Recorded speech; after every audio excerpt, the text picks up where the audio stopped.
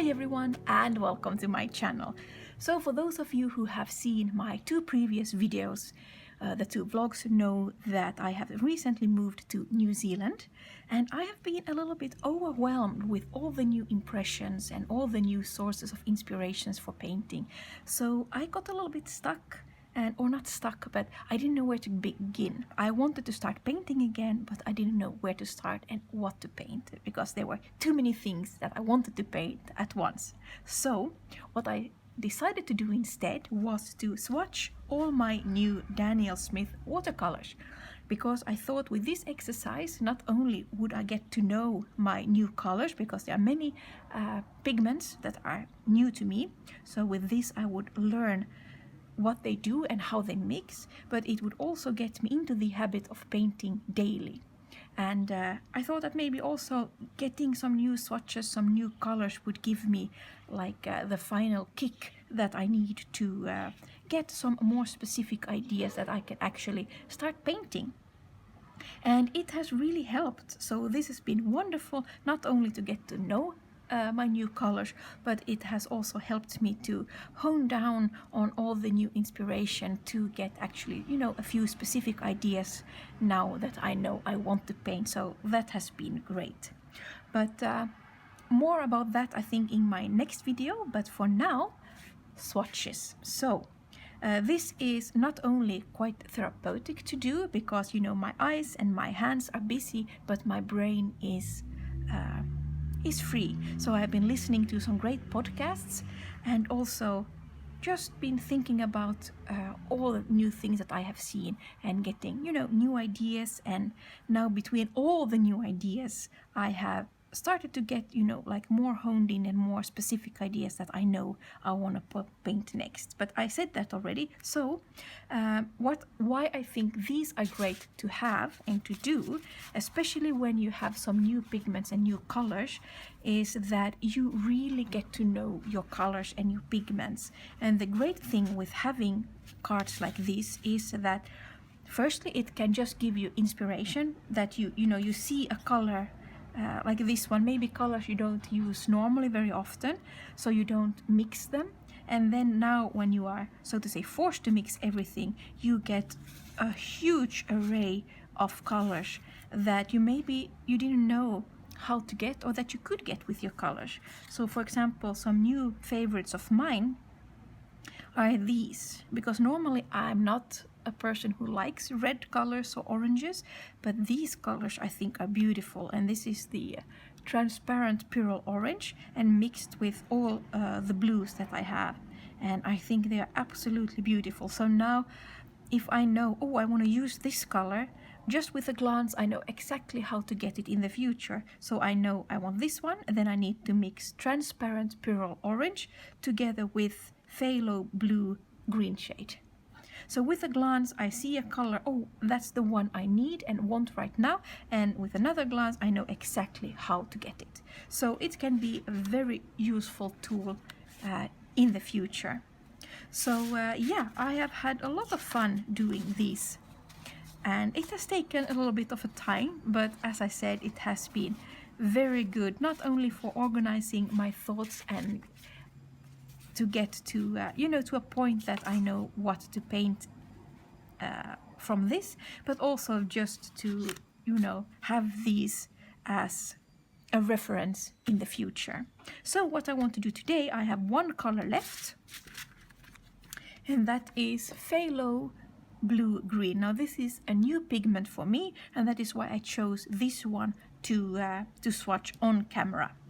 So I will take out my water, my brushes and my paints, and we will swatch them. What I have done with many of the cards here, for example, is the phthalo blue red.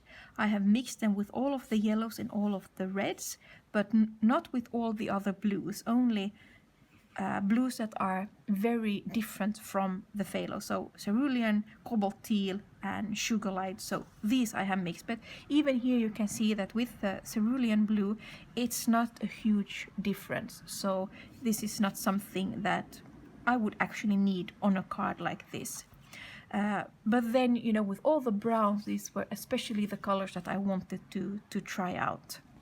So not the blues I have mixed with almost everything else, but otherwise, for example, with the reds, I've started with the colors that I hadn't before. So if I, for example, want to know how Pyrrho Red mixes with, for example, Quinacridone Gold or with New Gamboge, then I just go to that card. So then I search from Quinacridone Deep Gold and New Gamboge, and here I have mixed these with Pyrrho Red. So then it's these or this one. So I haven't mixed all of the color double, but because I already have them here, I don't have to do it again here. It's only, I think, the blue colors that I use the most, so I thought it would be just convenient to have the blue color mixed with everything. So these I do, you know, go through all the colors again. But with the colors like yellow and reds that I don't use all the time, so another example, for example, here, Quinacridone Rose. I haven't mixed it with any of the other reds, but gone straight into mixing it with the blues and with the browns. And that is simply because, again, if I want to know how Quinacridone Rose mixes with the reds and the yellows, I only need to go to these cards, and then I have Quinacridone Rose here. So then I have those mixes already. I hope I explained this now somewhat coherent, but otherwise I guess that you get the idea. But anyway, enough talking, and now let's start with the swatching of Phthalo Blue Green. Now, Phthalo Blue Green is a very potent color, so you don't need a lot of color to get your mixes. So what I have done here is I have just put dots of the colors ready to go and to start mixing. So I start with the yellows.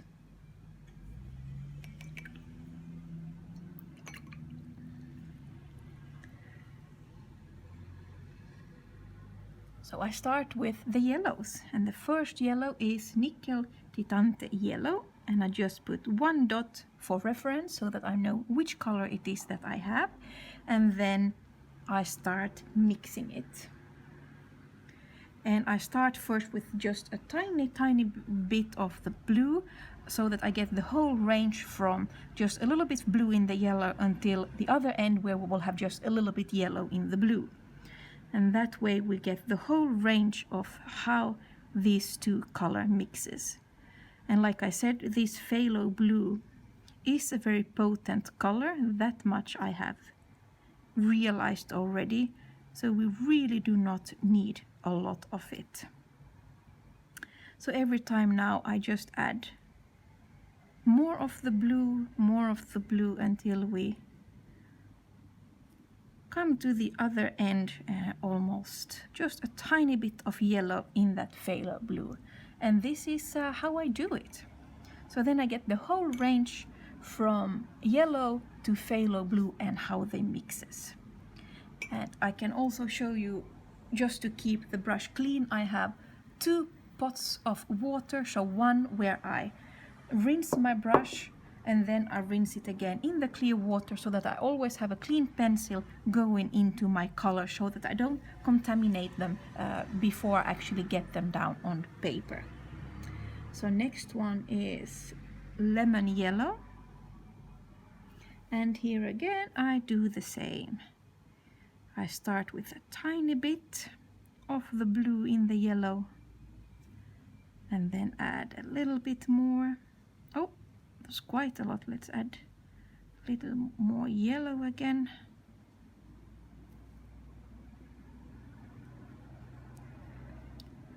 Okay, these two are quite similar, so let's add a little bit more blue in that.